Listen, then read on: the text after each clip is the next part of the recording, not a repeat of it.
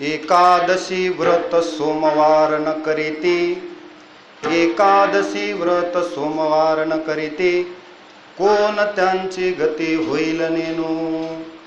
काय करो बहु वाटे तळमळ, आंधळी सकळ बहिर्मुख. हरे हरासी नाही बोट भरी वाती, कोण त्यांची गती होईल नेनू. काय करू बहु वाटे तळमळ, आंधळी सकळ बहिर्मुख. तुका म्हणे नाही नारायणी प्रीती, तुका म्हणे नाही नारायणी प्रीती, कोण त्यांची गती होईल नेनो. काय करू बहु वाटे तळमळ, आंधळी सकळ बहिर्मुख. विठाला विठाला.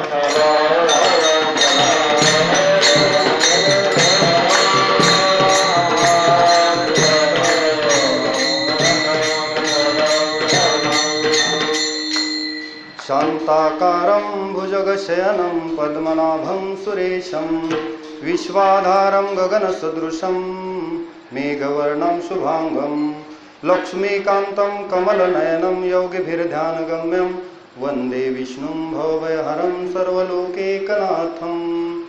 महायोगपीठे तटे भीमरथ्यां, वरं पुण्डरीकाय दातुं मुनीन्द्रे. समागत्य तिष्ठन्तमानन्दकन्दं, परब्रह्मलिङ्गं भजे पाण्डुरङ्गं.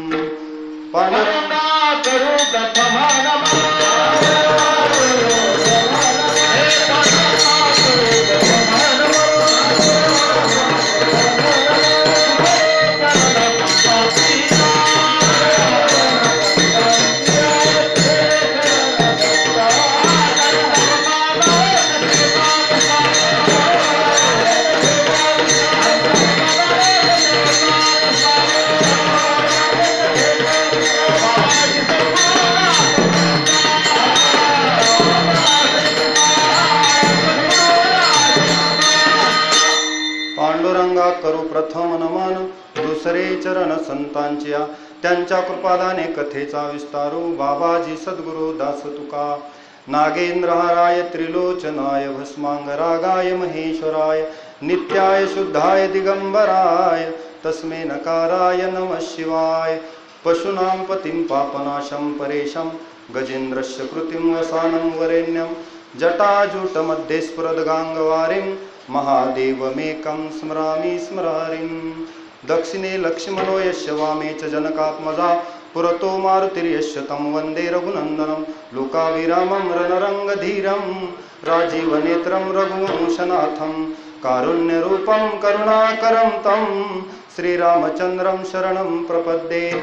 मनोजवं मारुततुल्यवेगं, जितेन्द्रियं बुद्धिमतां वरिष्ठं, वातात्मजं वानरयूथमुख्यं, श्रीरामदूतं शरणं प्रपद्ये. ब्रह्मानन्दं परमसुखदं केवलं ज्ञानमूर्तिं, द्वन्द्वातीतं गगनसदृशं तत्त्वमस्यादिलक्ष्यम्. एकं नित्यं विमलमचलं सर्वधी साक्षिभूतं, भावातीतं त्रिगुणरहितं सद्गुरुं तं नमामि. विठा विठा.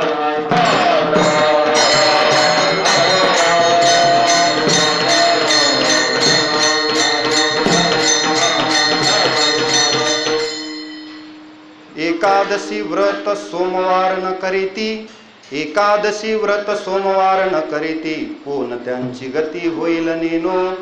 काय करू बहु वाटे तळमळ, आंधळी सकळ बहिर्मुख.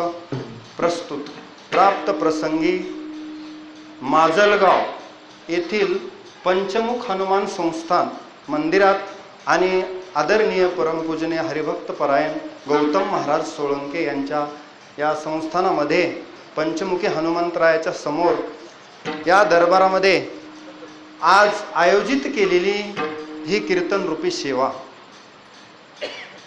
एकादशी निमित्त आयोजित हरिदिनी आजच्या दिवसाला म्हणतात.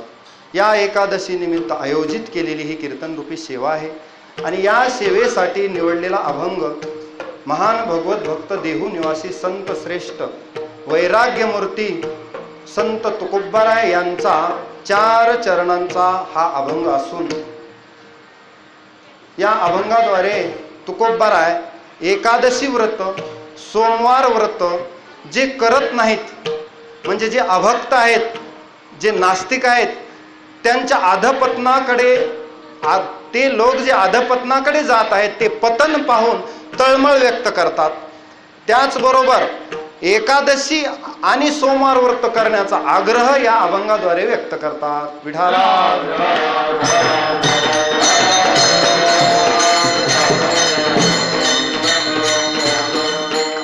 भगवत भक्ती, मनुष्य जन्माला आल्यानंतर भगवत भक्ती आणि एकादशी सोमवार व्रत हे करण्याचा आग्रह तुकोबाराय ज्या अर्थी या अभंगाद्वारे करतात, त्या अर्थी त्याचं महात्म्य, त्याचं महत्त्व समजून घेतलं पाहिजे. आणि त्यासाठीच आज योगायोग असा आहे की आज सोमवारही आहे आणि एकादशी आहे, त्यामुळं अनंत महाराज हा अभंग निवडला. आणि थोडासा त्या अनुरूप अभंग आहे, एकादशी निमित्त कीर्तन सेवा आहे, तर तेच महत्त्व आज जाणून घेण्याचा आपण प्रयत्न करू. विठाला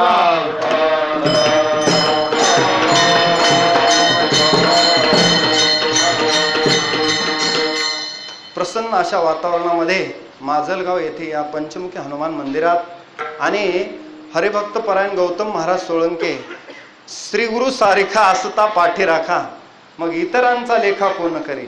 आणि या हनुमंतरायाच्या दरबारामध्ये ह्या सेवेचा योग आला आणि अशा महात्म्याच्या पदस्पर्शानं पावनभूमीत सेवा आहे हे माझं भाग्य समजतो. कारण पवित्र ते कुळ, पावन तो देश, जेते हरीचे दास जन्म घेते.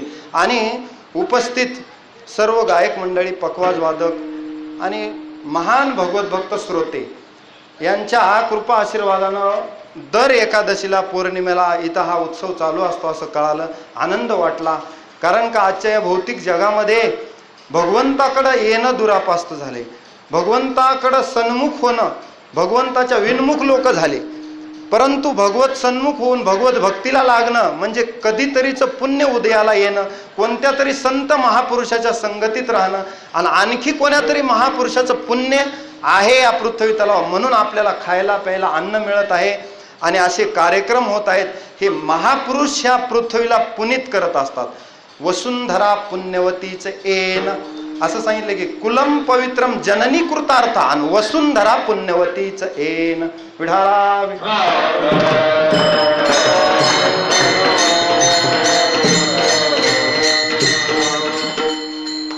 एकादशी सारख्या पावन दिनी आपण इथं जमलेले आहात. एकादशी हे व्रत संतांनी करण्याचा आग्रह धरण्याच्या पाठीमाग 3 दिवसाचा आपल्याला व्रत दिलेला आहे.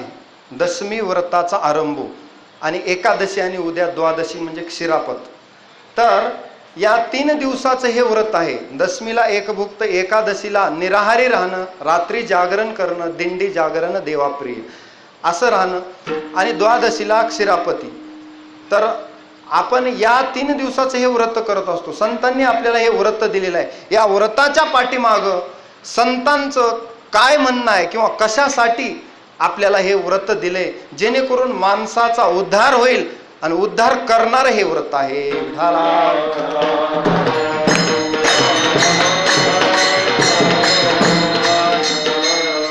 व्रता माझी व्रत एकादशी पावना,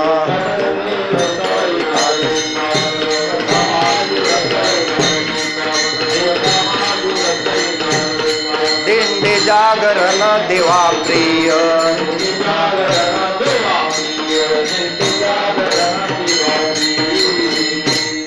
आता गायनाचं सगळं तुमच्याकडे आहे. अनंत महाराज तुम्हाला माहित आहे, मी गायनात आणखी गायन माझं झालेलं नाही. तुमच्यावर भार आहे, बरं तुमच्यावर भार आहे आणि त्यामुळं तुम्ही तो समर्थपणे सांभाळा. असा अलगद आम्हाला जर उचलून धरलं तर आम्हाला अडचण येणार नाही. आणि तुम्ही तो समर्थ भार एका माझ्या कीर्तनामध्ये पेललेला आहे, मला माहीत आहे. तुम्ही असल्यानंतर कोळसे पाटील आहेत, ते असल्यानंतर आणि इतरही महाराज मंडळी आहेत, सगळ्यांनी प्रमाण बिनधास्त तुम्हाला जे म्हणायचं आहे ते पहिल्यांदाच सांगतो. तुमच्यावर गायन आहे आणि म्हणाल ते प्रमाण म्हणा, संकोच अजिबात करायचा नाही. विठाला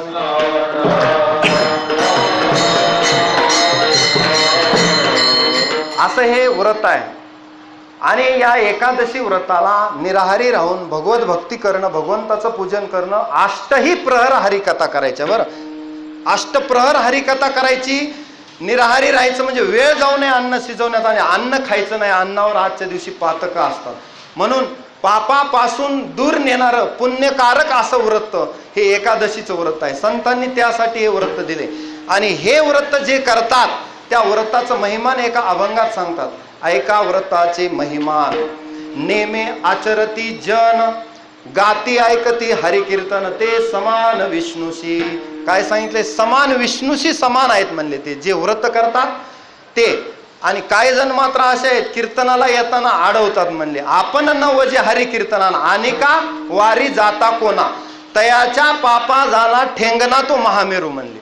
म्हणजे काय की तुका म्हणे सत्य कर्मा व्हावे साही, आणि घातलिया भय असं हे व्रत आहे. व्रत करणाऱ्यालाही पुण्य आणि करून घेणाऱ्यालाही पुण्य आहे. म्हणजे काय? दाता तोची जाना नारायणा स्मरवी. नारायणाला जो स्मरण करून घेतो दुसऱ्याकडून, एकटा उद्धरून जातो यात नवल नाही म्हणले संत. अनेकांना उद्धरून नेणारे हे व्रत आहे. कसं ती कथा सांगतो तुम्हाला. विठाला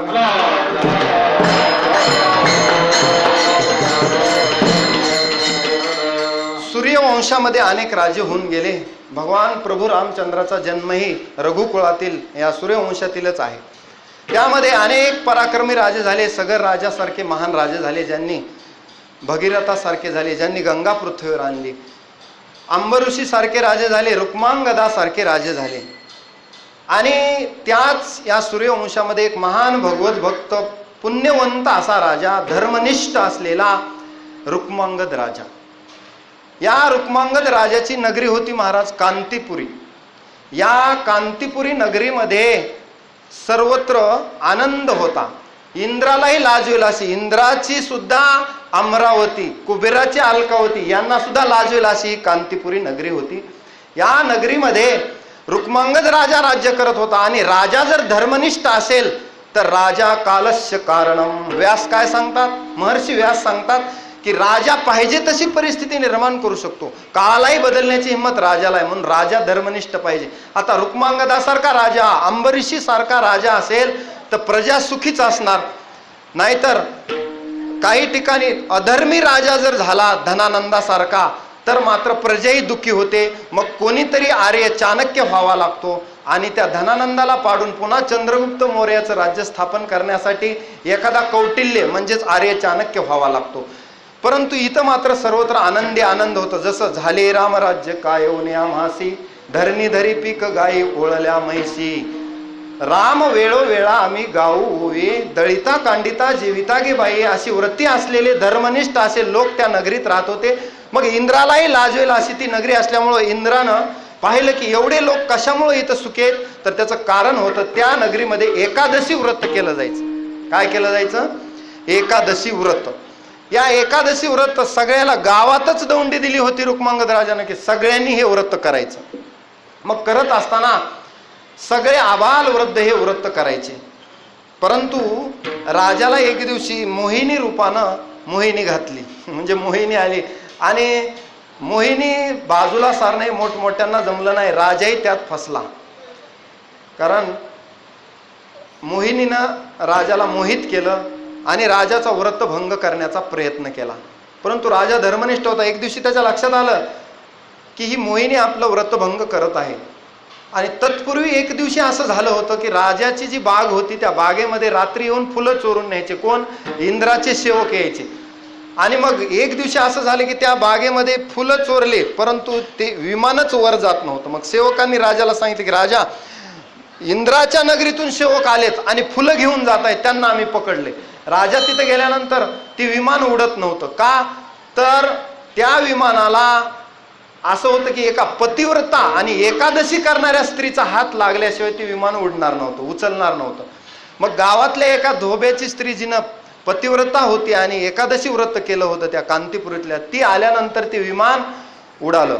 आणि विमान आकाशात गेल्यानंतर इंद्रालाही आनंद झाला. एवढं पातिव्रत्य आणि एकादशी व्रताचं पुण्य आहे. विठाला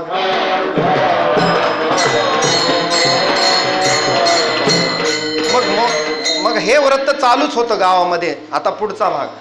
तर राजाला त्या मोहिनीनं मोहित केल्यामुळं व्रतभंग होण्याचा प्रश्न आला आणि त्या मोहिनीनं आट घातली राजाला, राजा एक तर एकादशीचं पुण्य मला दे, नाहीतर तू असत्य आहेस असं मी घोषित करेन. मग तुझ्या रघुकुळाची जी रीत आहे, तुमच्या याच्यात सत्य भाषण करण्याची रीत आहे, दिलेलं वचन पाळण्याची रीत आहे. मग तू मात्र मी ज्या वेळेस मोहिनी घातली त्यावेळेस म्हणला होतास माझ्या मनासारखं वागेन, आता तुझ्या एकादशी व्रताचं पुण्य मला दे. मग असं झाल्यानंतर राजा म्हणाला असं होणार नाही, मी एकादशीच्या दिवशी अन्न सेवन करत नाही आणि एकादशीचं पुण्यही देत नाही, कारण एकादशीचं अन्नपान श्वान विष्टे समान सांगितलं. तर मग मी काय करत नाही, एकादशी व्रत भंग करत नाही. मोहिनीनं खूपच मोहित केल्यानंतर तिनं सांगितलं, मग तू असत्य आहेस राजा, माझं दिलेलं वचन पाळलं नाही. राजा पुढे धर्मसंकट उभा राहिलं. मग राजाची पत्नी आली, मुलगा धर्मांगद आला आणि बघितलं आपले वडील फसलेत म्हणले, जसं दशरथ महाराज फसले होते वर देऊन, तशी इथंही सुद्धा एकदा फसगत झालेली आहे रुक्मांगद राजाची. बघितलं पत्नीनं धर्मांगदानं. मग त्या मोहिनीचा हट्ट काही सुटेना. शेवटी राजाची पत्नी म्हणली, तू दुसरं काहीतरी माग, एकादशी व्रताचं पुण्य राजा तुला देणार नाही. मग त्या मोहिनीनं असं मागितलं की ह्या ठीक आहे म्हणली, तू असं म्हणतेस ना तर तुझ्या मुलाचं म्हणजे धर्मांगदाचं मुंडकं कापून दे, म्हणजे मला शिर कापून दे. आता ही विचित्रच मागणी आहे. मग राजा पुढे धर्मसंकट उभा झाल्यानंतर राजानं पडता जड भारी दासी आठवावा हरे, राजानं भगवंताचा धावा केला. आणि भक्त असेल तर देव धावून येतो, भक्त असेल रूपा येऊन या धरी अवतार, आणि भक्ता अभय कर खळा कष्ट. मग भक्ताला अभयकर देतो. जवळ आल्यानंतर आता तलवार घेऊन त्या धर्मांगदाचं शिर उडवणार, कापणार, इतक्यामध्ये भगवंत प्रकट झाले. राजाचा धावा ऐकला, उठाउठी करी स्मरणाचा धावा, धरवत देवा नाही धीर, देवाला धीर धरवला नाही. देव आले, जसं त्वरा झाली गरुडा टाकेले मागे, द्रौपदीच्या लागे नारायणे. ताबडतोब जसं गजेंद्राला सोडवण्यासाठी आले, द्रौपदीच्या संकटात आले, अंबऋषीच्या संकटात आले, त्याचप्रमाणे राजाच्या संकटामध्ये राजानं धावा केल्यानंतर भगवंत इथं प्रकट झाले. आणि प्रकट झाल्यानंतर देवानं हात धरला, भगवंतानं तो तलवारीचा हात धरला आणि रुक्मांगदाचं रक्षण केलं आणि राजाच्या सत्वाचं रक्षण केलं. आणि राजाची पत्नी आणि धर्मांगद तिघ सुद्धा भगवंताच्या शरीरात विलीन झाले आणि भगवत स्वरूप झाले, त्याला म्हणायचं. भगवत स्वरूप झाल्यानंतर भगवंतानं विचारलं, राजा तुझं पुण्य महान आहे रे, तू आम्हाला ऋणी केलंस. ऋणी भाग्य तरी ऋणी देव ऐसा, ब्रह्मीभूत काया होतसे कीर्तनी, भाग्य तरी ऋणी देव ऐसा. आम्ही ऋणी झालो, मी आलो, आता तुला काय पाहिजे? तुला तर वैकुंठ मिळेलच, कारण त्याने वैकुंठीचे पेने, तुला तर वैकुंठ भुवनी घर केले, तुझं तर वैकुंठ भुवनी घर झालं. मग राजानं सांगितलं, असं करा ना, आमच्या नगरीत सगळेच व्रत करतात, या सगळ्या नगरीतल्या पशुवादी योनी सुद्धा वैकुंठाला गेल्या पाहिजे, म्हणून सगळी नगरीच वैकुंठाला न्यावी लागली. विठाला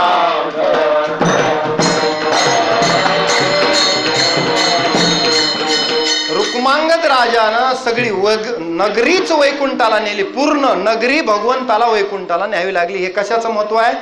एकादशीचं. रुक्मांगदा कारणे एकादशीचा छंद,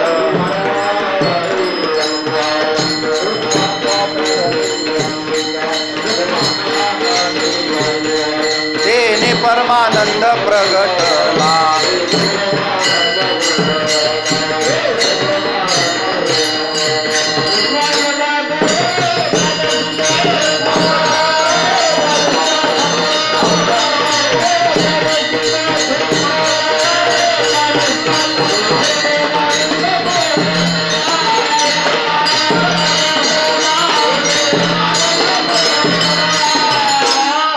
रुक्मांगदा कारणे एकादशीचा छंद, तेने परमानंद प्रगटला. आणि सगळी नगरी वैकुंठाला नेली. एवढा पुण्यवान राजा त्याने एकादशीचं व्रत केलं. आपलं विषय काय चालू आहे? एकादशी व्रत. एकादशी जया छंद अहर्निशी. ज्याला छंद आहे ना त्याला मात्र त्यासाठी वैकुंठाचे पेने देवानं केलेले आहे. म्हणजे काय? भगवत भक्ती जो करतो, एकादशीला हरिजागरण करतो, आषाढी पर्वकाळ एकादशी दिन, आणि हरी जागरण देवा प्रिय. या दिवशी हरिनाम कीर्तन करायचं, जागरण करायचं हा विधी असतो.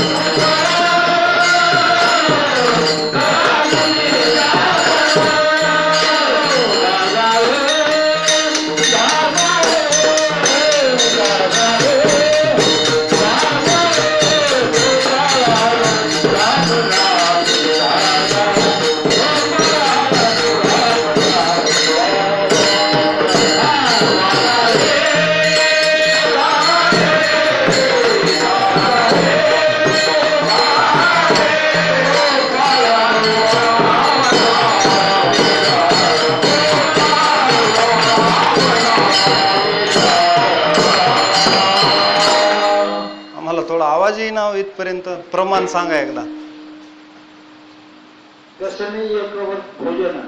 दशमी व्रत एक भोजन, एकादशी उपवास, करा दिंडी जागरण.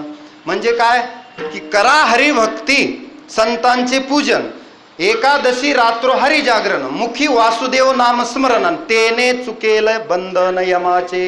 विठाला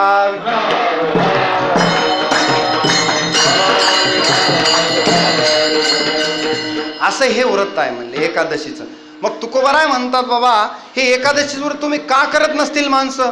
15 दिवसा एक एकादशी, कार्य न करीसी व्रत सार, काय तुझा जीव जातो एका दिसे, फराळाच्या मिसे धनी घेशी. अरे बाबा असं करू नको तू. कारण का तुका म्हणे कार्य सुकुमार झालासी, काय जाब देसी यमदूता.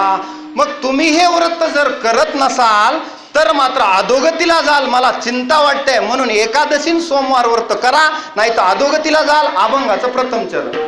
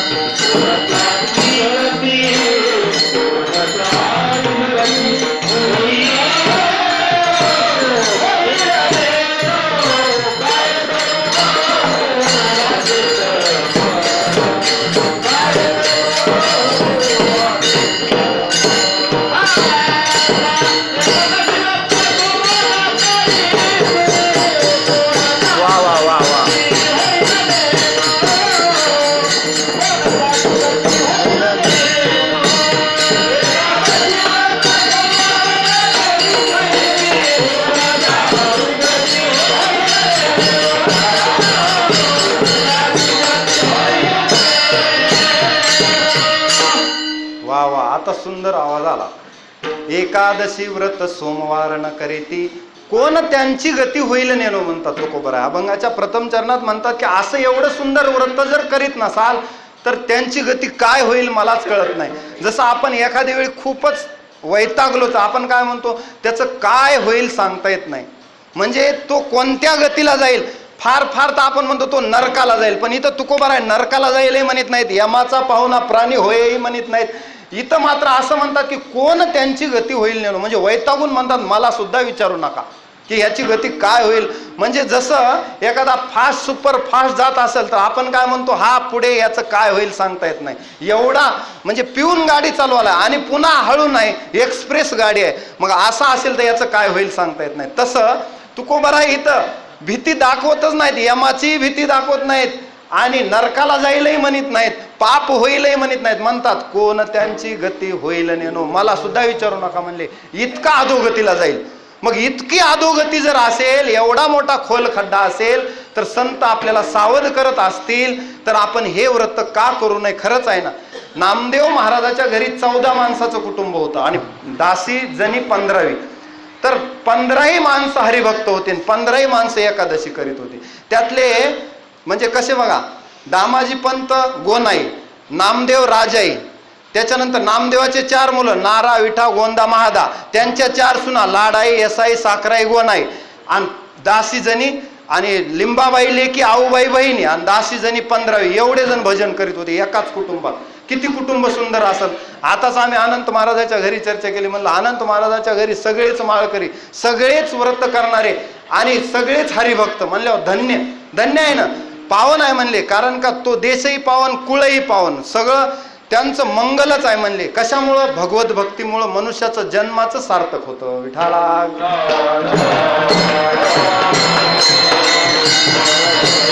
मग काय सांगू लागलो, नामदेवरायांच्या इथं एवढे भगवत भक्त एकाच घरात जन्माला आहे ना. इथं पती पत्नीचा मेळ नाही, पती एक म्हणतो तर पत्नी एक म्हणते. व्रत एक करू लागला तर दुसरा व्रत मोडतो म्हणजे. पत्नी जर विरुद्ध चालणारी आली फार अवघड होते. एका घरी श्राद्ध चालू होतं आणि ते पत्नी अशी होती की नवऱ्यानं म्हणलं आज बाजारात जायचंय, की पत्नी म्हणायची आज जायचं नाही. मग नवऱ्यालाच विरुद्ध बोलावं लागायचं, आज आपल्याला बाजारात जायची गरज नाही. का गरज नाही? जायचंय आज. मग असं विरुद्ध करून काम करून घ्यावं लागायचं. अशी पत्नी विरुद्ध होती. वार जरी सुटलं तर वाऱ्यासोबत भांडणारी पत्नी. आता कसं सांभाळायची सांगा, अवघड आहे ना. मग एक दिवशी पिंड होतं, त्याच्या लक्षातच राहील नाही की आपल्याला विरुद्ध बोलून काम करावं. तो म्हणला वडिलाचं श्राद्ध करण्याची गरज नाही. ती म्हणली का गरज नाही? करायचंय आणि ते चांगलं करायचंय, मोठं करायचंय. त्याला तर तेवढंच पाहिजे होतं, बरं झालं म्हणला. मग शेवटी पिंडदान करताना त्याच्या लक्षात आलं नाही. त्याला वाटलं आता उलट बोलायची आठवणच राहिली नाही. तो म्हणला हा पिंड आता गंगेत दान करायचा. ती म्हणली गंगेत कशाला दान करायचा? टाका या गटारात. अशी स्थिती होती. विठाला म्हणजे कशासाठी? पती पत्नीत विरुद्ध वर्तन आहे. कलियुगात कलह का नाम याने कलियुग आहे. बरं, पती पत्नीत कलह आहे, संघर्ष आहे, मुला मुलात संघर्ष आहे, आई वडिलात मुलात संघर्ष आहे, सासू सुनात तर संघर्ष आहे पहिलाच आहे. सासू सुनात काही कमी संघर्ष नाही. एक सून म्हणली आता आपल्याला तिच्या आई शिकवू लागली तिला, तुला सासर घरी जायचंय, चांगलं नांदायचं. बरं, तिथं गेल्यानंतर सासू नावाचा एक प्राणी असतो आणि तो फार विचित्र असतो. तुला सासूला फक्त हो म्हणत राहायचं, हो सासूबाई तुमचं खरं आहे, आडवं यायचं नाही आणि उलट बोलायचं नाही, बस तुझं नांदणं लागतंय, असं आईनं शिकविलं. मग ते काहीही सांगितलं, आत्याबाई आपण धुण्याला जाऊ म्हणली सुनबाई, हो आत्याबाई तुमचं बरोबर आहे, धुण्याची वेळ झाली आता जायलाच पाहिजे, 100% बरोबर, असं प्रत्येक गोष्टीत म्हणायला लागली. एक दिवशी सासूचं आणि सासऱ्याचं भांडण झालं.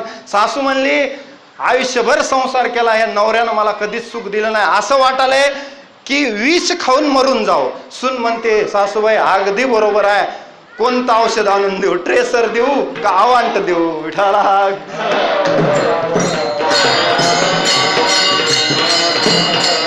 असा आपल्या घरचा कल आहे. बरं, आपल्या घरचा. आता असा आपल्या घरचा कल आहे, परंतु नामदेव राहायचे इथं असं नव्हतं. सगळे भगवत भक्त. म्हणून त्याच्यातले जे नारायण महाराज होते नारा, ते सुद्धा म्हणतात अमाव्रत एकादशी देव केशव तीर्थ तुळसी आणि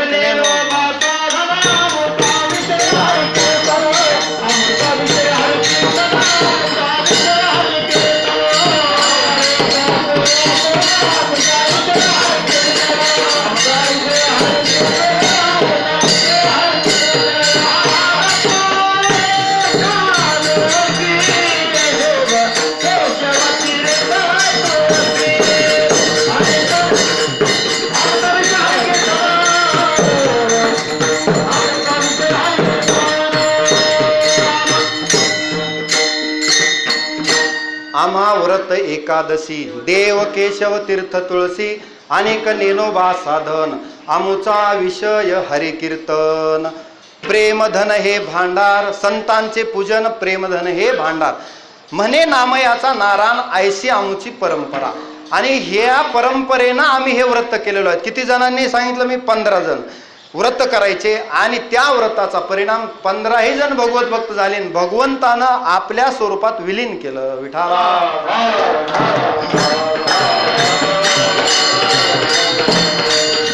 असं एकादशी व्रताचं पुण्य आहे. आता तुम्ही म्हणाल एकादशीचा अर्थ असा आहे की 15 दिवसाला एक एकादश करणे, म्हणजे 15 दिवस आपले आणि 14 दिवस आपले संसारामध्ये, 15वा दिवस हरिदिन म्हणजे देवाच्या नावावर अष्टप्रहर देवाला दान केलेला दिवस. त्या दिवशी आपल्या संसारातले काम कमी आणि देवाचं काम जास्त. देवाचं नामस्मरण, हरिकीर्तन, जागरण, दिंडी यामध्ये वेळ घालवायचा आणि सतत हरिकीर्तन मुखी नामाचं स्मरण संतांचं पूजन केल्यामुळं देह भगवत स्वरूप होतो.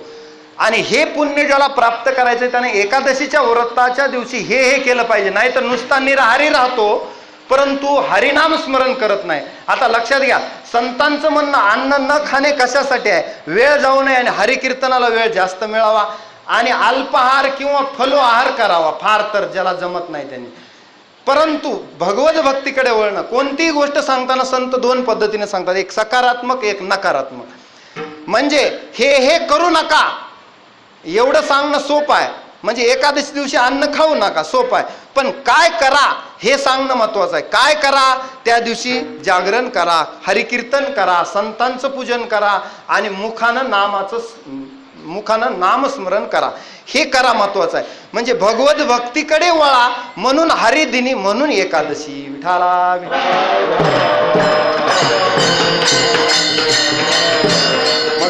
व्रताच्या निमित्तानं आपला सामान्य जनतेला भगवंताकडे घेऊन जाण्याचं काम संत करत असतात.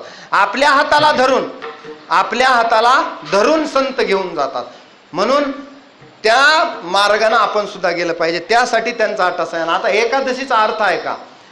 आपल्या शरीरामध्ये 10 इंद्रिय आहेत, पंच कर्मेंद्रिय, पंच ज्ञानेंद्रिय आणि 11वं मन. हे 11 झाले. 11ही देवाला समर्पित करणे त्या दिवशी, याला म्हणायचं एकादशी. म्हणजे पंच ज्ञानेंद्रियानं, पंच कर्मेंद्रियानं तनु मनु जीवे चरणाशी लागावे, अगर्वता करावे दास्य सकळ संतांचं भगवंताचं. बरं, म्हणून या दिवशी सगळ्या काया वाचा मने देवाला समर्पित होणं, देवाचं नामस्मरण करणं, अष्टही प्रहार हरिकथा करणं, यासाठी एकादशी आहे. आपल्याला एकादशी अशी वाटत नाही म्हणून आपल्याला परत परत संतांना हे सांगावं लागतं. विठाला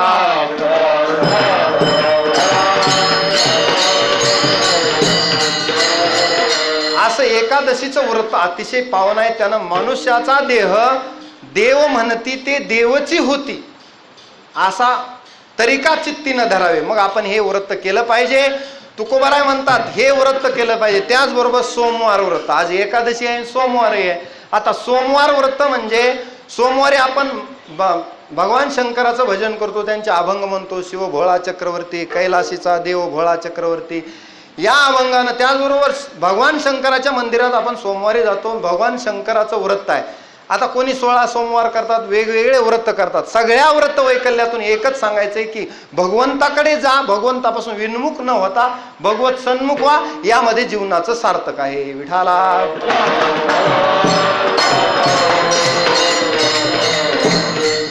आणि हे व्रत जर करत नसाल, आता एवढं सांगूनही तर संत म्हणतात कोण त्यांची गती होईल नेनो. महाराज म्हणतात एकादशी व्रत सोमवार न करीती कोण त्यांची गती होईल नेनो. त्यांची गती मला माहित नाही, पण करतात ते मात्र भगवत स्वरूप होतात हे मी सांगतो म्हणतात तुकोबराय. जे करतात आणि करत नाहीत त्यांचं मला विचारू नका, असं अभंगाच्या प्रथम चरणात सांगतात. विठाला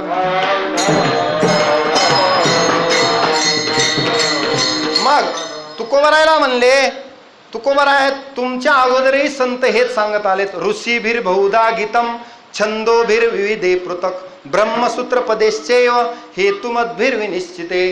गीतेमध्ये सांगितलं भगवंतानं की या अगोदरही ऋषींनी सांगितलं, ब्रह्मसूत्राने सांगितलं, उपनिषदाने सांगितलं, वेद अनंत बोलिला, अर्थ इतुकाची शोधिला, शरण विठोबा जावे निज निष्ठा नाम गावे. अनंत प्रकारानं अनंत ग्रंथामध्ये ह्या लीला सांगितल्या आहेत, वेगवेगळ्या कथा आहेत, वेगवेगळे व्रत आहेत. आणि आपल्या धर्मामध्ये जे जे व्रत आहेत ते मनुष्याला देवत्व प्राप्त करून देणारे व्रत आहेत, पण समजून उमजून केले पाहिजे. विठाला मग असं व्रत करण्यासाठी तुकोबाराय तळमळ व्यक्त करतात अभंगाचं ध्रुवचरण.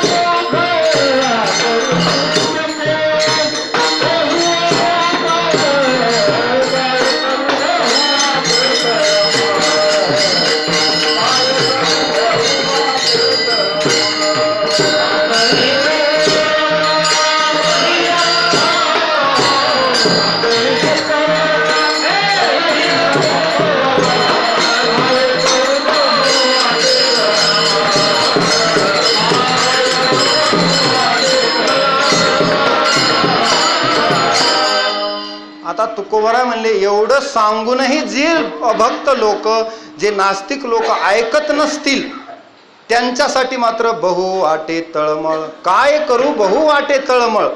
आंधळी सकळ बहिर्मुख. का हे लोक आंधळे झाले असतील, का बहिर्मुख झाले असतील, यांच्याबद्दल मला तळमळ वाटते म्हणतात तुकोबाराय. आता तुम्ही म्हणाल दुसऱ्याबद्दल तळमळ करण्याची काय गरज आहे. आज तर कलियुग आहे. कलियुगामध्ये माणूस एवढा स्वार्थी झालाय की मी आणि माझं बस, दुसरं काय नाही. मै और मेरी बायको, बाकी सब काय को, त्याला काय घेण देण नाही.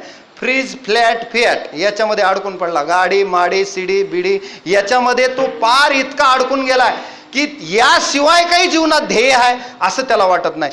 आणि हे ध्येय त्यानं जे धरलेले आहेत, उद्दिष्ट आहे ते जीवनाचे, हे नाही प्राप्त झाले तर फार बिघडणार नाही.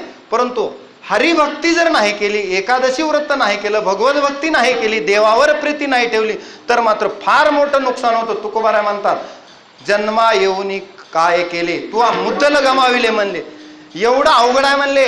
ही हानी केली. वाजत असे बोंब कोणी न ऐकती कानी. हरे हरे हरे न म्हणती तया थोर झाली हानी. काय म्हणले, काय करू बहु वाटे तळमळ. किती सांगावं म्हणले बोंब मारून, पण हरे हरे न म्हणती तया थोर झाली हानी. एवढी हानी होत आहे तरी सुद्धा लोकांच्या लक्षात येत नाही. लोक मात्र लौकिक गोष्टीकडं बहिर्मुखतेनं पाहतात आणि आंधळे झाले. डोळ्यामध्ये धूर आहे, डोळ्यामध्ये धूर आहे. याबद्दल मला तळमळ वाटते म्हणतं तुकोबाराय. काय करू बहु वाटे तळमळ. आंधळी सकळ बहिर्मुख. का ऐकत नसतील म्हणून तुकोबारायला कळवळा येतो. तो येणं साहजिक आहे, कारण तुकोबाराय संत आहेत आणि संतांनाच आपला कळवळा आहे, बाकी कुणाला कळवळा नाही. बरं येतो कळवळा.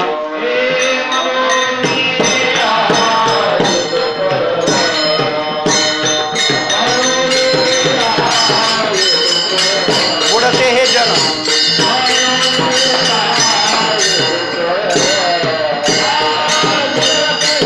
जे बुडते हे जन न देखावे डोळा.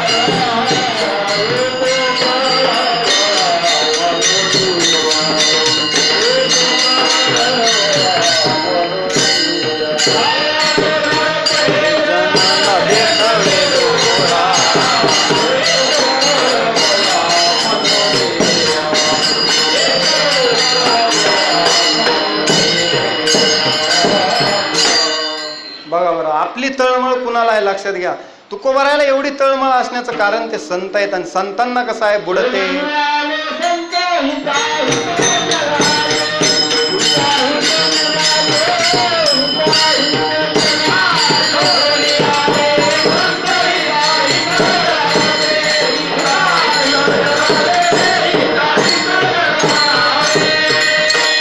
संत कशाला आलेत म्हणले, आपलं हित जाणून घेण्यासाठी आणि लोकांचं हित करण्यासाठी.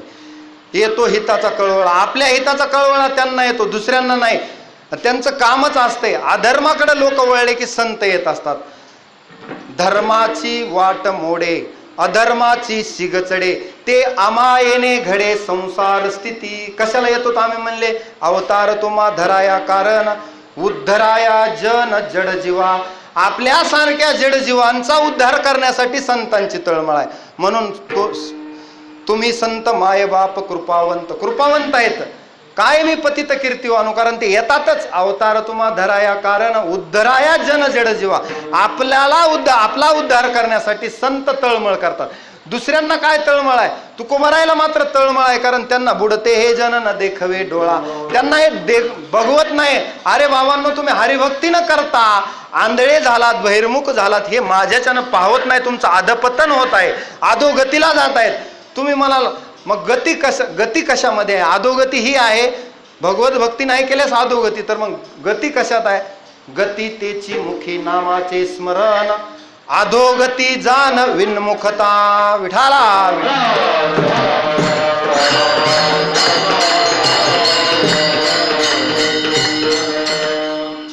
मग संत तळमळ करतात. संतांचं कारण आहे ना, संत आम्ही वैकुंठवासी आलो याची कारणाशी. बोलिले जे ऋषी साच भावे वर्ताया, झाडू संताचे मार्ग आडराने भरले जग, उच्चिष्टाचा भाग शेष उरले ते शिव. तुकोबारा म्हणतात हे आडरानानं जे जग जात आहे त्याला आम्ही योग्य मार्ग दावू, आणि त्या मार्गाने गेल्यावर न पडे गुंता कोठे काय. निळोबारा म्हणतात ना, येण्याची पंते चालू जाता न पडे गुंता कोठे काय. कारण मार्ग दावून गेले आधी दयानिधी संत ते. संतांनी आम्हाला मार्ग दाखवलाय. भक्तिपंथ बहु सोपा पुण्य नागवे या पापा. मग असा भक्तिपंथ सोपा आम्हाला तुका म्हणे सोपी केली पायवाट, आमच्यासाठी सोपी केली. मग आम्ही त्या वाटेने जात नाहीत तर तुकोबारायला तळमळ वाटते. तुकोबाराय म्हणतात या जनतेला असं कधी वाटत नसेल का आपल्याला एक दिवशी जायचंय ह्या जगातून, कधीतरी मरणाची कार्य नाही आठवण. एवढी तरी आठवण त्यांना पाहिजे की आपल्याला एक दिवस मरायचे. का अमर व्हायला कोणी आलंय? इथं प्रत्येकाला असं वाटतंय की मी अमर आहे. एक पाहता एकाची दहने,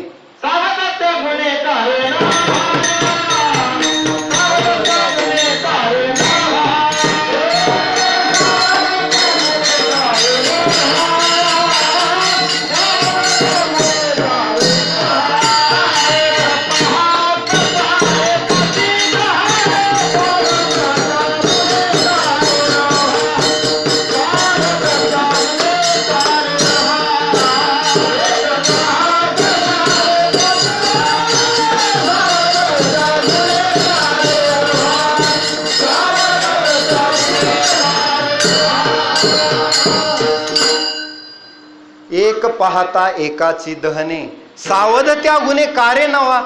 तुम्ही हे का घेत नसताल?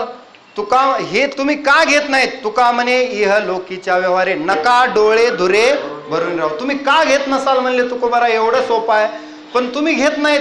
मला कमाल वाटते ना, आश्चर्य वाटते. वाटे या जनाचे थोरबा आश्चर्य. मला आश्चर्य आहे की कुणामुळे हे लोक एवढं संथ बसलेत, जसं काय यांचा उद्धार आपोआप होणार आहे. कधीतरी यांना असं वाटत नाही भगवत भक्ती करून उद्धरून जावं. देह नश्वर आहे, या देहाला मी म्हणून एक दिवस हा देह धोका देणार आहे. एवढं तरी कधीतरी एवढा बोध कसा होत नसेल याबद्दल बहु वाटे तळमळ. काय करू बहु वाटे तळमळ. बहु तळमळ वाटते म्हणले. कित्येक लोक स्मशानात पोहोचून आले पण बोध घेऊन नाही आले. घरी आले की बायकोला म्हणतात चहा कर. तो गेला, मी जाणार नाही. जसं काय मला मात्र अमर पद भेटणार आहे काय की असं वाटतंय त्याला. परंतु मला सुद्धा एक दिवस जायचंय. एवढा तरी बोध. सावध त्या गुन्हे कारे नवा. का तुम्ही हे का घेतील तयासी सोपे आहे सुख, सांगितले मुखे नारायण. पण तुम्हा का हो न बरे वाटे ते म्हणले. सांगितली सोय करुणा सागरे, पण तुम्हा का हो बरे न वाटे ते. तुम्हाला हे का कळत नसल असं तुकोबाराय वारंवार सांगतात. विठाला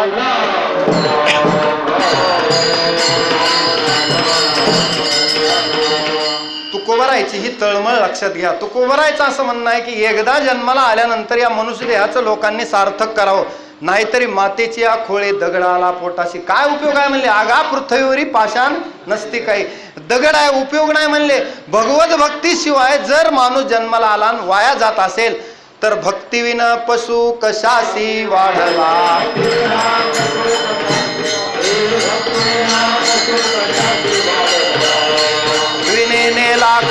आहे.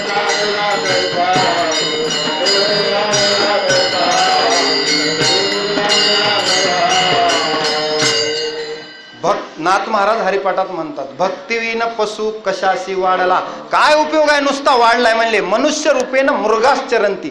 उग म्हणले खायला काळण भुईला भार म्हणले. भगवत भक्ती नाही, हरिस्मरण नाही, कधीतरी जीवनात भगवत भक्ती केली नाही. एका ठिकाणी शिवप्राध्यक्ष स्तोत्रामध्ये शंकराचार्य म्हणतात, मी कधी जंगलामध्ये गेलो नाही. म्हणजे स्वतःवर घेऊन म्हणतात, आपल्या बाजूनं बरं.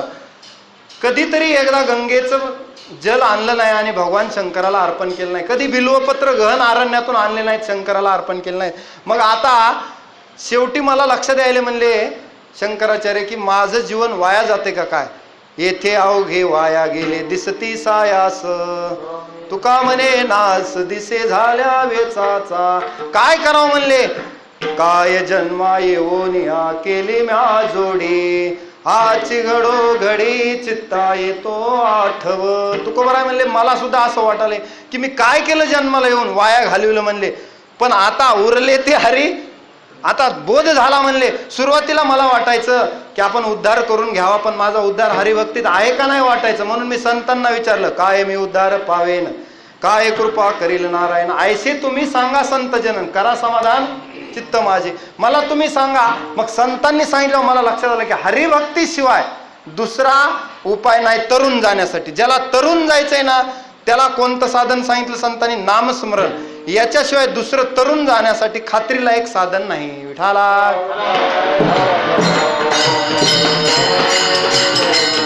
तुका म्हणे पावा वया पैल पार. काय नाम मंत्र सार भाविकाशी. कोणतं सार आहे, सार सार विठोबा नाम तुझे सार. कोणतं सार, विठोबाचं नाम हे जीवनातलं सार आहे. ते कंठामध्ये धरल्यावर मग मात्र वैकुंठ नायक जया कंठी. काय त्या उरले वेगळे अनिकन, वैकुंठ नायक जया कंठी. ज्यानं कंठामध्ये कंठी धरिला कृष्ण म्हणे, अवघाजनी प्रकाश, त्याला अडचण नाही म्हणले, त्याचा जन्म सार्थक झाला. आजी संसार सुफळ झाला गे माय म्हणले. पण कधी, देखी येले पाय विठोबाचे. ज्ञानोबराय म्हणले ना, देखी येले पाय विठोबाचे. मग तो मज व्हावा, तो मज व्हावा, वेळोवेळा व्हावा पांडुरंग विठाला.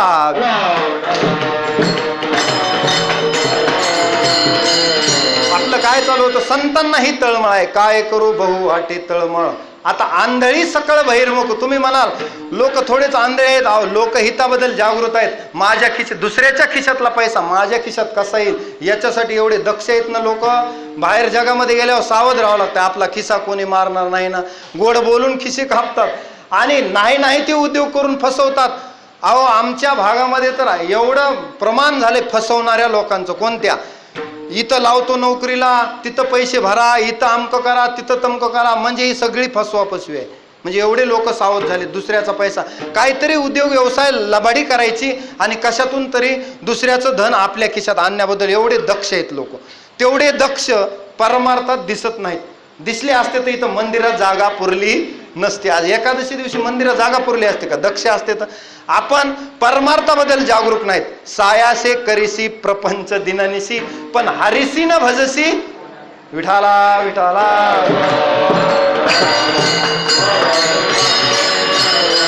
चला आपण मात्र सावध राहिलं पाहिजे. सावध झालो हरीच्या आलो जागरणा. आपण मात्र सावध व्हायचं, कारण सावध करणारे संत आहेत. व्हायचं का नाही, झोपलेल्याला उठवणं सोपं आहे, पण सोंग घेतलेल्याला उठवता येत नाही. मग सावध व्हायचं का नाही आपल्या हातात आहे. संतांनी सावध केलं तर संतांच्या चरणावर भाव धरा, त्यांच्या वचनावर विश्वास धरा. हरिभक्तीला जर लागलं तर 1 तास उरला खटवांगरायस. थोडा जरी वेळ मिळाला. काल परवाच भागवतामध्ये मी अभंग घेतला, शुकसनका दिके उभारीला वाहो आणि परीक्षिती लाहो दिसा साता. 7 दिवसात परीक्षितीला मोक्ष झाला. मग आपणही सगळे परीक्षितीच आहेत. आपल्याला तर त्याला तरी माहित होतं परीक्षितीला 7 दिवसात आपल्याला जायचे. आपल्याला क्षणाचा भरोसा नाही, क्षणभंगूर नाही भरोसा, तरी आपण अमर असल्यासारखं वागतो. आश्चर्य आहे. विठाला विठ्ठल. मग कधीतरी जीवनात भक्ती केली पाहिजे. आपला विषय चालू होता की तळमळ वाटली पाहिजे जीवाला.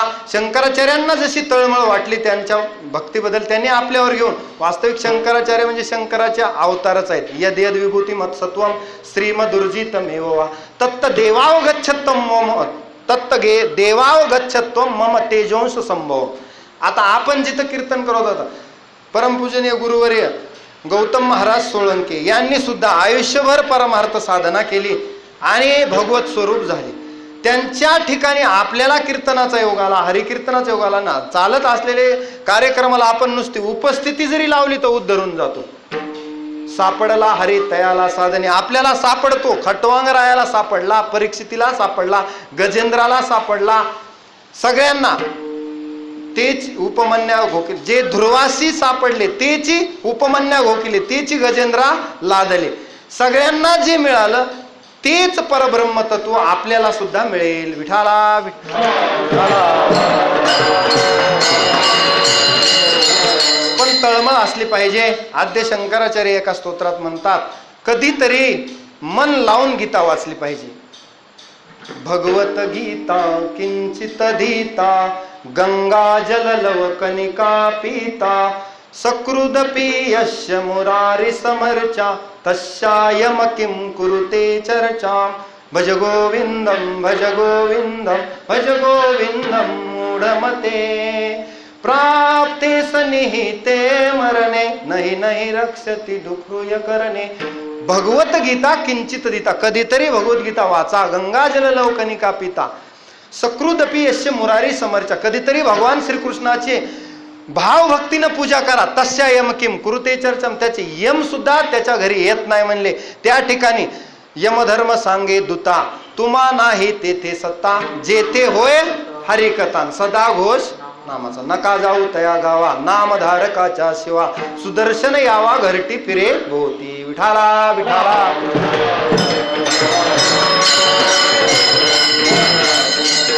मग आता तुकोबराय म्हणतात, काय करू बहु वाटे तळमळ. मला सुद्धा तळमळ वाटते म्हणतात. कारण का, गेयम गीता नाम सहस्त्रम ध्येयम श्रीपती रूपमजस्त्रम नेयम सज्जन संगे चित्तम देयम दीन जनायच वित्तम. कधीतरी दान करावं, कधीतरी भगवंताचं नाम मुखानं गावं. जिव्हे सदैवम भज सुंदरानी नामाने कृष्णस्य मनोहरानी समस्त भक्तार्थ विनाशनानी गोविंद दामोदर माधवेती गोविंद दामोदर माधवेती. या गोविंद दामोदर नामाचा कधीतरी जप करावा. आणि जप करण्यायोग्य जिभेला एवढंच नाम आहे. अमृतापेक्षा गोड आहे. अमृताहुनी गोड नाम तुझे देवा, पण मन माझे केशवा काबा न घे.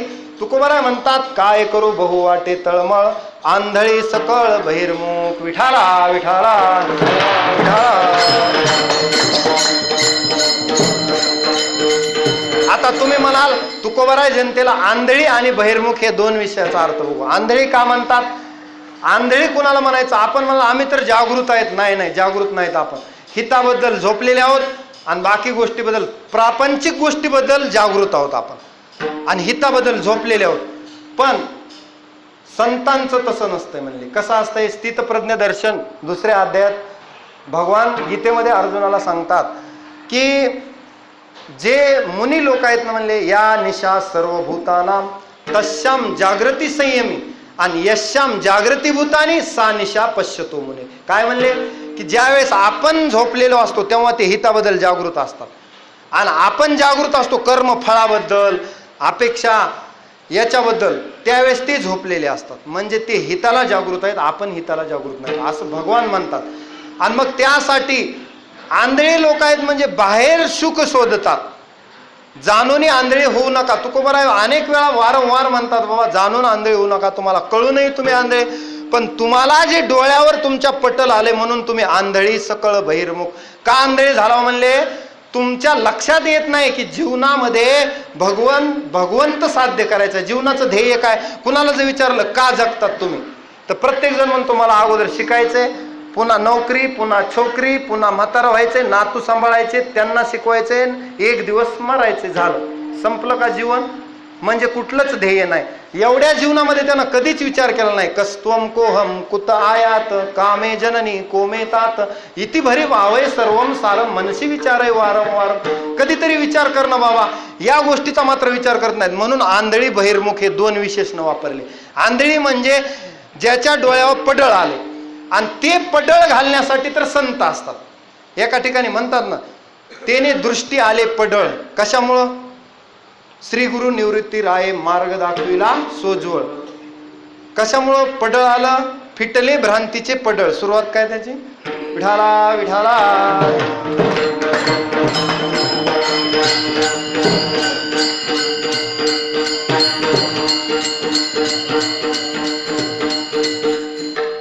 तेने दृष्टी आले पडळ, कृष्णांजन एक वेळा डोळा घालिता आढळ. काय? तिमिर दुःख गेले फिटले भ्रांतीचे पडळ. श्री गुरु निवृत्तीराये मार्ग दाखविला सोजवळ. बाप रखमादेवर विठ्ठल दिनाचा दया. कशामुळं माझ्या डोळ्यातलं पटल गेलं? म्हणले सद्गुरूनं कृपा केली. सद्गुरु नायके पूर्ण कृपा केली. निज वस्तू दाविली माझी मज. मला देव आपला करून दाखवला. देव तुझा आहे एवढंच नाही, तत्वमसीचा बोध केला संतांनी. तत्वमसी म्हणजे तत्त्वम आसी, तोच तू आहेस. म्हणजे अहम ब्रह्मास्मी पर्यंत माझी वृत्ती नेली. भगवत स्वरूप माझं आत्मस्वरूप मला दाखवून दिलं. माझे सुख मज दावेले डोळा आणि दिदली प्रेम काळा ज्ञानमुद्रा.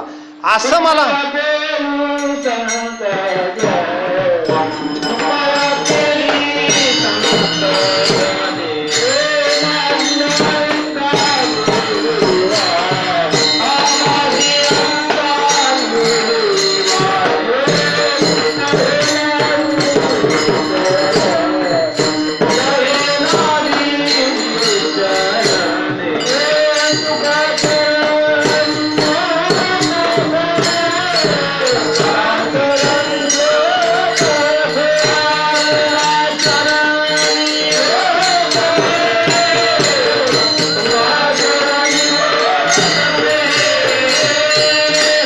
सांगा प्रमाण.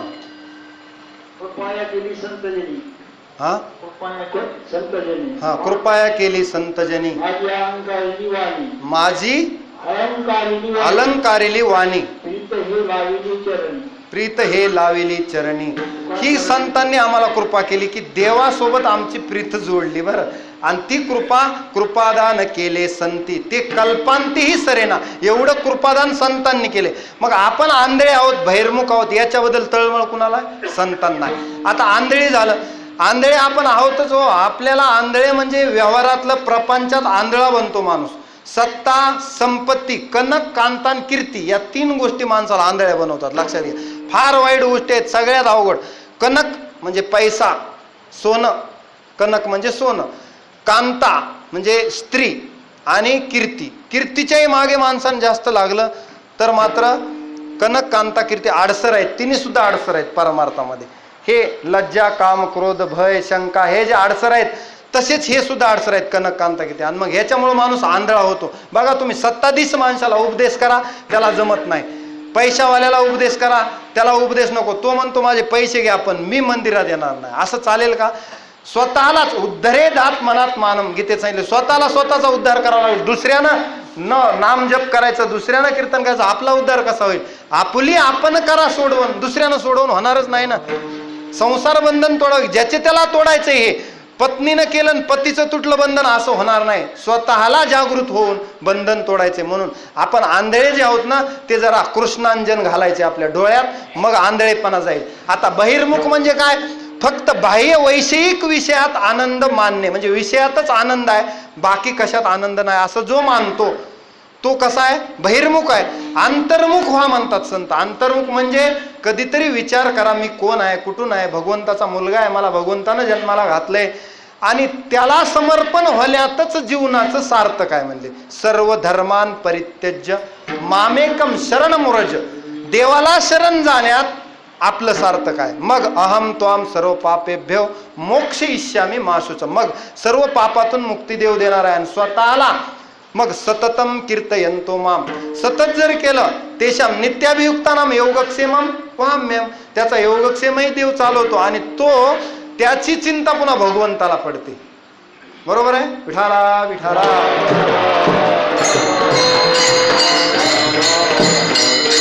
मग ही बहिर्मुख वृत्ती काढा असं संतांचं म्हणणं आहे. बहिर्मुख वृत्तीनं जगू नका. बहिर्मुख वृत्ती म्हणजे फक्त बाहेरचं बघणे. पशुला जसं फक्त आहार निद्रा भय मैथून याच्या पलीकडे काही दिसत नाही, त्याला मन नाही बुद्धी नाही, पशु काय जाणे ती पाप पुण्य त्यांना नाही. पण माणसाला मात्र भगवंत कळू शकतो याच जन्मात, दुसऱ्या जन्मात नाही. ह्या जन्मात तू ओळख करून घेऊ शकतो देवाची. म्हणून संतांची एवढी तळमळ आहे. 84 लक्ष फिरून आता त्याला जन्म मिळाला आणि याही जन्मात जर ओळख नाही केली तर चुकली या वर्म. मग ह्याच्यासाठी तळमळ आहे. विठाला.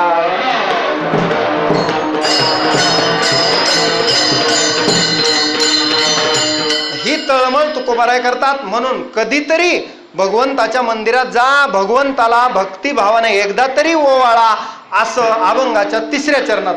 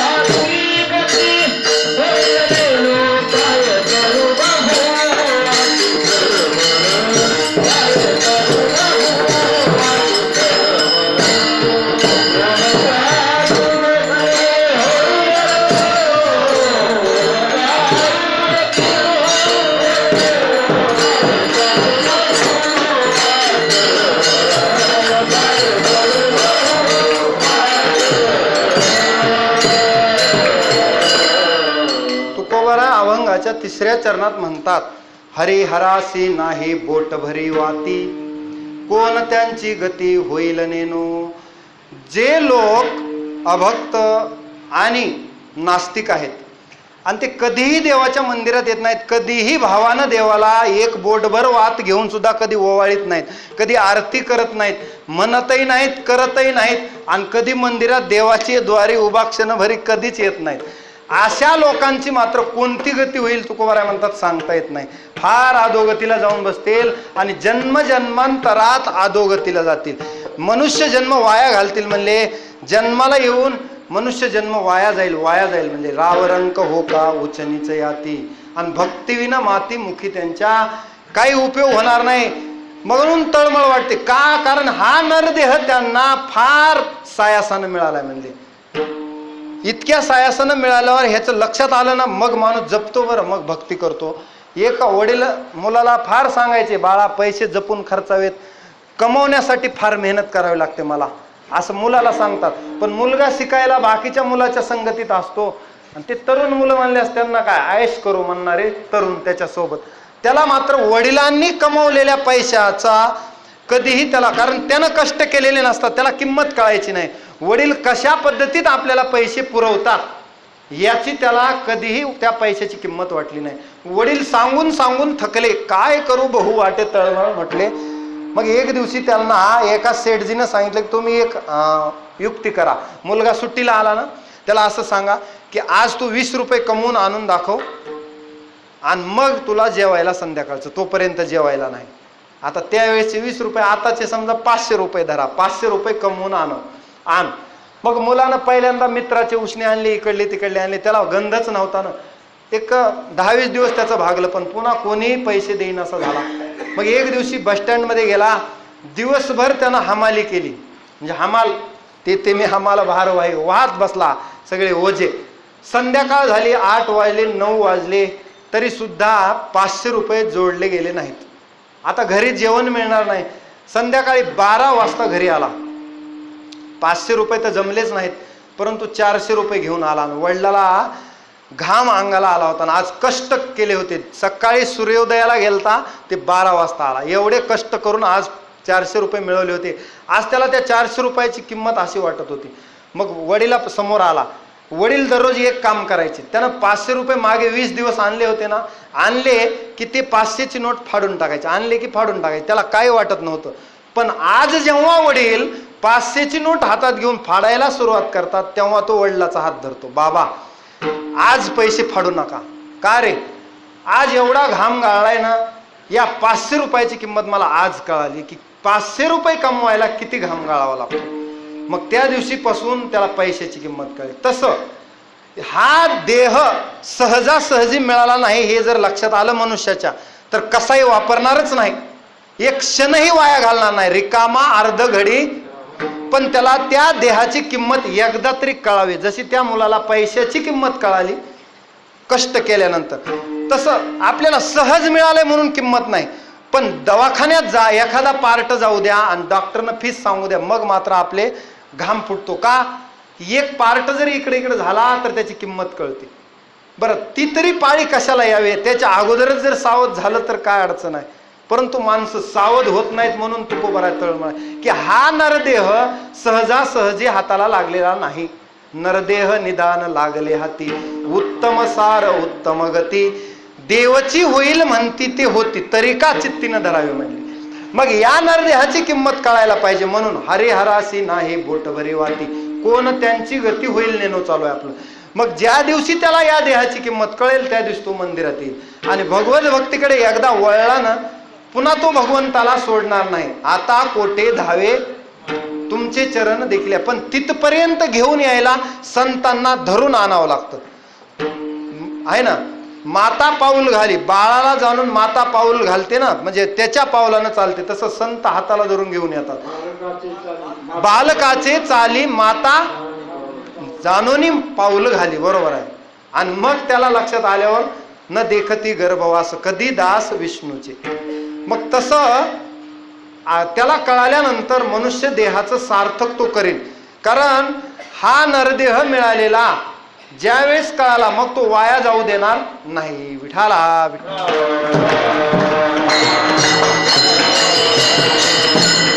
म्हणून तुकोबारायला तळमळ वाटते. तुकोबाराय तळमळ अनेक ठिकाणी व्यक्त करतात, एका ठिकाणी खूप सुंदर तळमळ व्यक्त करतात. तुकोबाराय म्हणतात की या लोकांना किती जरी सांगितलं तर यांच्या बुद्धीमध्ये काही पालट होत नाही. म्हणून ते म्हणतात, बुद्धीचा पालट धराई काही,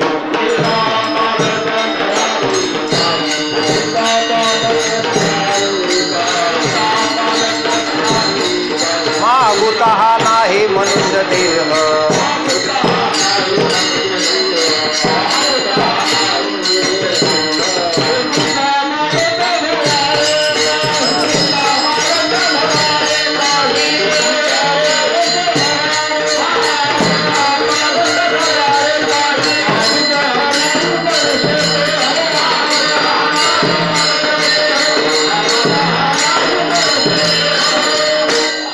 मागुता हा नाही मनुष्य देह. जरा बुद्धीचा पालट धरा, देह मिळालाय ना त्याची किंमत जाणा म्हणतात तुकोबारा. एकदा जाणली ना तुम्ही, मग तुम्हाला कळेल की हा करोडो रुपयाचा देह सहज दिलाय फुकट.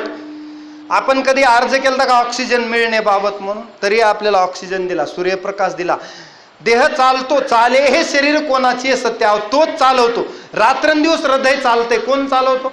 ज्या दिवशी हृदय बंद पडेल त्या दिवशी माणूस उठू शकत नाही. 4 जणांच्या खांद्यावर रामनाम. कशामुळं? त्याच्या देहातला भगवंत निघून गेला. किती जवळवरी चाले तुमचे बळ, जो काळ दुरी आला नाही, म्हणजे तोवरी तुमचं बळ. कधीपर्यंत? काळ आला नाही तोपर्यंत तो बलवान आहे. किती जरी असला, पैशावाला जरी असला तरी, सत्ताधीश असला तरी त्याला काळ नेल्याशिवाय सोडित नाही. दिलेल्या आयुष्यामध्ये बदल होणार नाही. मग त्या आयुष्याचं सार्थक करण्यासाठी भगवत भक्तीसारखं दुसरं साधन नाही. म्हणून तुकोबारायची तळमळ आहे, कधीतरी हरिहराला ओवाळा, एकदा तरी भक्तिभावानं. हरिहरासी नाही बोटभरी वाती, कधी मंदिरात येऊन हरिहराला, भगवान विष्णूला, शंकराला कधीतरी उग तुळशी दळ बेल वाहून कधीतरी पूजा करा आणि एकदा तरी प्रेमानं ओवाळा. आणि एकदा जर ओवाळलं ना, कधीतरी जन्माचं सार्थक होऊन जाईल. एकदा ओवाळलं तरी सार्थक होईल, पण भावानं. भाव बळे आकळे एरवी. एकदा भावानं देवा आपलासा करा, मग मात्र तुमची गती चांगली होईल. नाहीतर कोणती गती होईल सांगता येत नाही. विठाला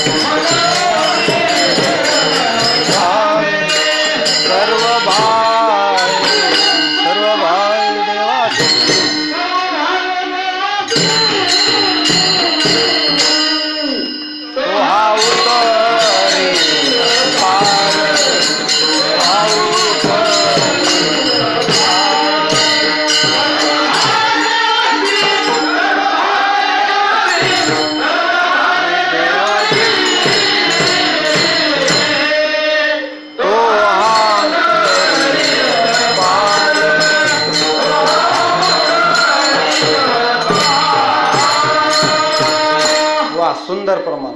म्हणवनी शरण जावे सर्व भावे देवासी. कशासाठी? तो हा उतरील पार भव दुस्तर नदीचा. तो उतरील का? बहु आहे करुणावनंत अनंत हे नाम ज्या. तो मात्र तुका म्हणे साक्षी आली तरीच केले प्रकट. तो उतरतो. तरले तरती हा भरोसा. किती आले मुखी नाम हाती मोक्ष. आम्हाला माहित आहे म्हणले तुकोबरा. अनेक जण तरले म्हणून शरण जा. शरण जो होय मज अनन्य शरण त्याचे निवारी मी जन्म मरण. या लागी शरणागता शरण्य मीची एकू. म्हणून पै भक्ती एकी मी जाणे ते तसान थोर न म्हणे. आम्ही भावाचे पाहुणे भलते या विठाला.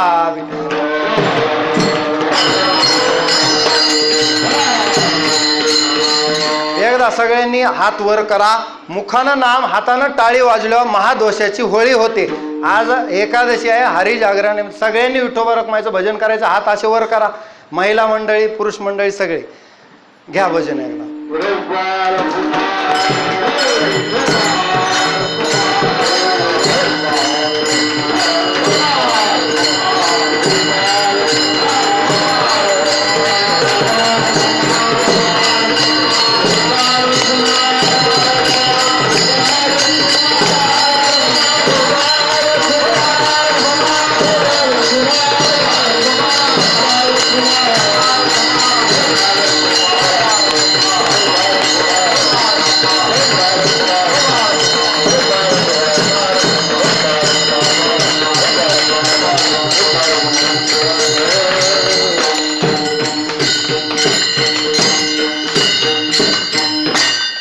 सगळ्यांनी सुंदर भजन केलं. आपण कर्मगा सांगितले गाती ऐकते हरिकीर्तन ते समान विष्णूशी. श्रोते प्रभू तुम्ही महेशाची मूर्ती. सगळे श्रोते इथले धन्य आहेत. आणि मला वाटतं इतक्या दिवसानं कार्यक्रम असल्यानंतर श्रोते चाणाक्ष असतात. आता आम्हाला वर्गातही असंच बोलायची सवय लागली. आनंद महाराज स्वराच्या बाहेर बोलणं जाते पण तुम्ही आम्हाला स्वरात वडून आणतात. ही तुमची खरी किमय आहे बरं. कारण अपस्वराचं कीर्तन ऐकणं सुद्धा स्वरवाल्या माणसाला जड जाते. पण आम्ही आधीच सांगतो आम्हाला फक्त चिंतन येतंय गायन येत नाही. काय करणार आहे त्या पद्धतीनं आम्ही करण्याचा प्रयत्न करतो. मग तुम्ही आम्हाला साथ दिल्यानंतर मग गोडवा येतो. विठाला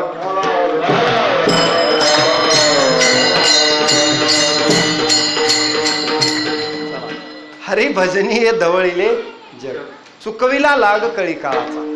अशा पद्धतीनं संतांनी आपल्याला जसं ह्या मिळविली मांदी वैष्णवाची. संतांनी आपल्याला जो घालून दिलेला मार्ग आहे त्या मार्गाने चालण्याचा प्रयत्न आहे. त्याच्यामध्ये या मार्गावर जरी चुकभूल झाली तरी राग कला नाही जानत तुका. गिरीधर लालतो भावका भुका. परंतु स्वरात येणं गरजेचं आहे. हळूहळू प्रयत्न करू त्यासाठी. विठाला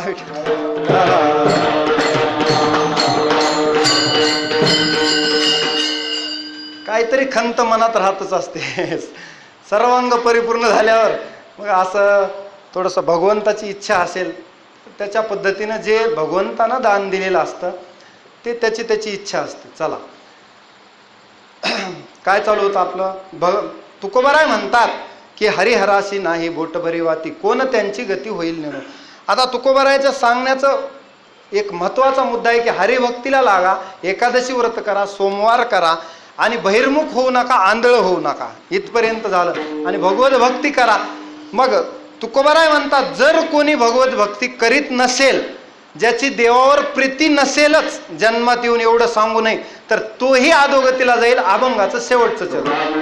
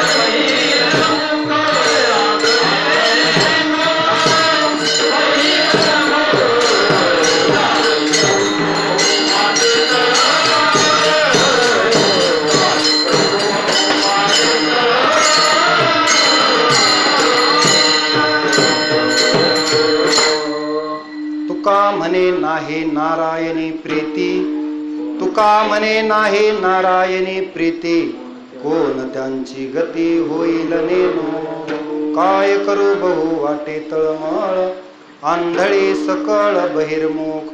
तुकोबाराय म्हणतात, नारायणावर ज्याची प्रीती नाही त्याची गती काय होईल सांगता येत नाही. म्हणजेच नारायणावर प्रीती ठेवा. लक्षात घ्या, भगवंतावर प्रीती ठेवा म्हणजे काय? भगवंत सर्व भावानं आवडला पाहिजे. बहु आवडसी जीवापासून या, कानडिया विठोबा कानडिया. देव कसा आवडला पाहिजे? सर्व भावे लोभ्या आवडे हे धन, आमा नारायण तैशा परी.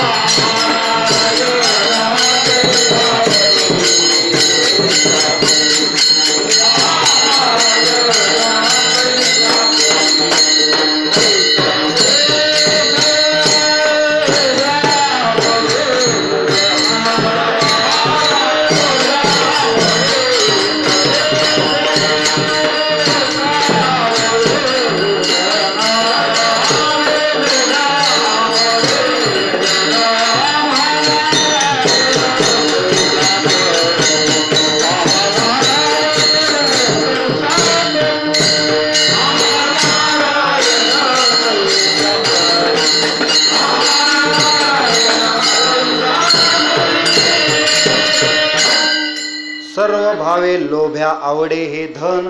जितकं धन लोभी माणसाला आवडतंय, आम्हा नारायण तैशा परी, तितका देव आम्हाला आवडला पाहिजे. तुका म्हणे नाही नारायणी प्रीती, कोण त्यांची गती होईल नेनो. नारायणावर किती प्रीती पाहिजे? पतिव्रते जैसा भ्रतार प्रमाण, आम्हा नारायण तैशा परी, तितका देव आवडला पाहिजे. जीवाहून देव आवडला पाहिजे. आपल्या जीवापेक्षा देह जाओ अथवा राहो, हेच आपला अभंग होता. पांडुरंगी दृढ भाव. अनंत महाराज कीर्तनाला होते त्यावेळेस देह जाओ अथवा राहो, हा या अभंगावर आपण चिंतन गेलो होतं सोनपेठमध्ये.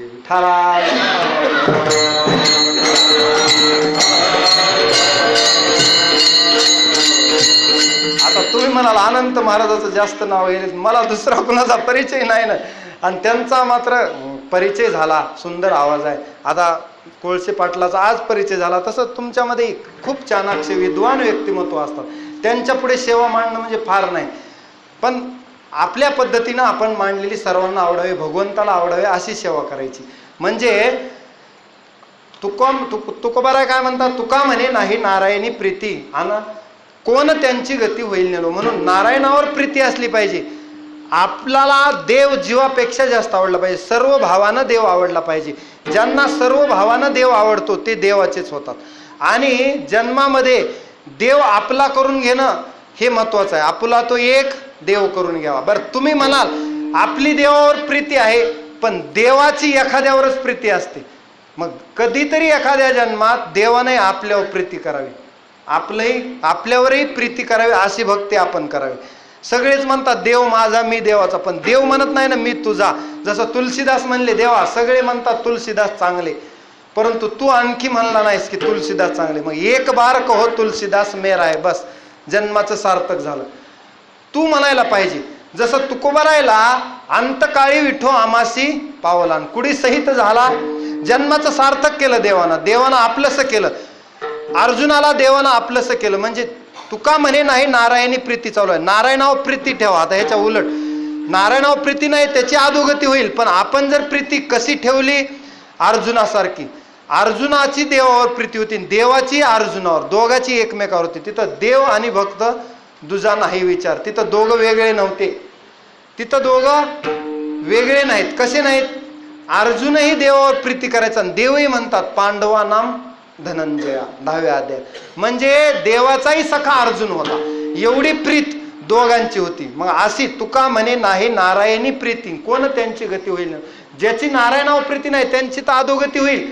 पण इथं उलटा अर्थ घ्या की नारायणावर प्रीती करा आणि एवढी करा जीवापेक्षा देव आवडावा. देह जावो अथवा राहो, एवढा देव आवडावा, एवढा ज्याला आवडतो.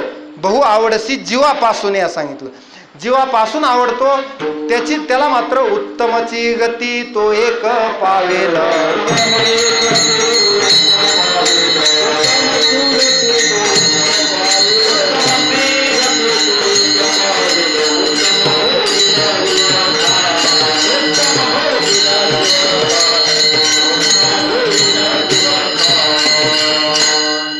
मग त्याची गती उत्तम राहील. अधोगतीच्या विरुद्ध ऊर्ध्व गती म्हणजे ज्याला चांगली गती मिळेल, सद्गतीला प्राप्त होण्यासाठी उत्तमची गती तो एक पावेल. त्याच्यामध्ये काहीच लक्षण सांगितलं. उत्तम गती मिळण्यासाठी भगवंतानं सांगितलेल्या लक्षणानं चालावं लागतं. भगवंतानं गीतेमध्ये जे सांगितलं, वेदांनी जो मार्ग सांगितला, महाजनो गतो येनसा पंथा, त्यांच्या मार्गाने आपल्याला जायचं. जे वडील लोक गेले, कारण यद यद आचरती श्रेष्ठ तत्तदेवेत रोजना स यत् प्रमाणम कुरुते लोकस्तदनु वर्तते. येत वडील जे जे करीती तया नाम येरते अनुष्ठिती सामान्य सकळ विठ्ठला.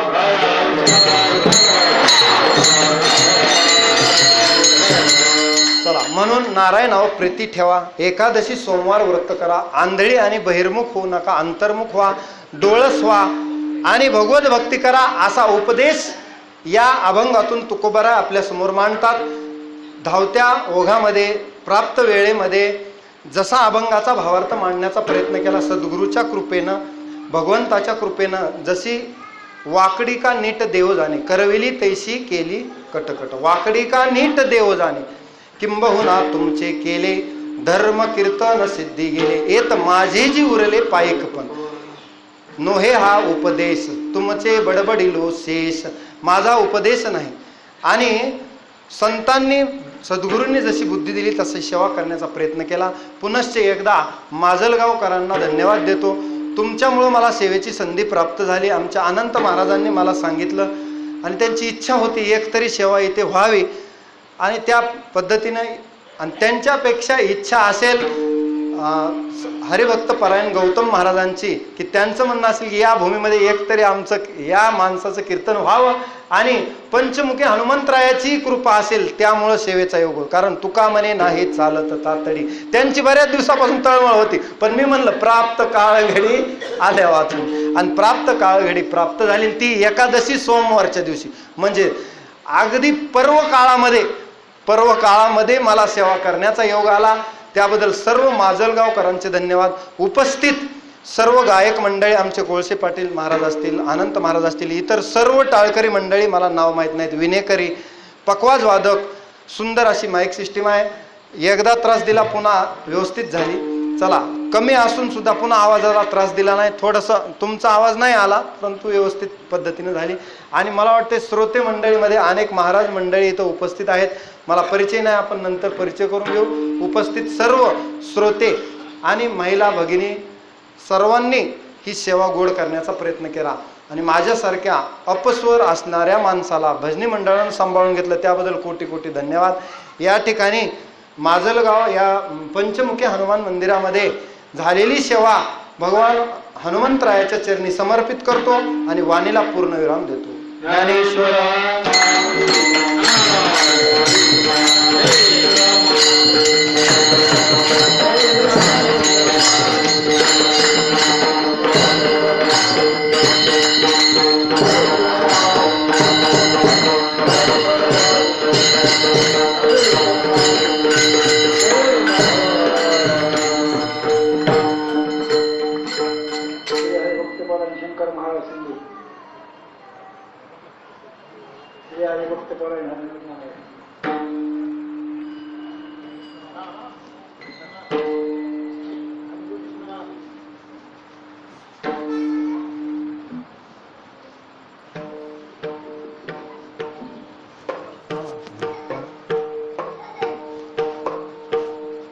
तुका म्हणे नाही नारायणी प्रीती, कोण त्यांची गती होईल नाही.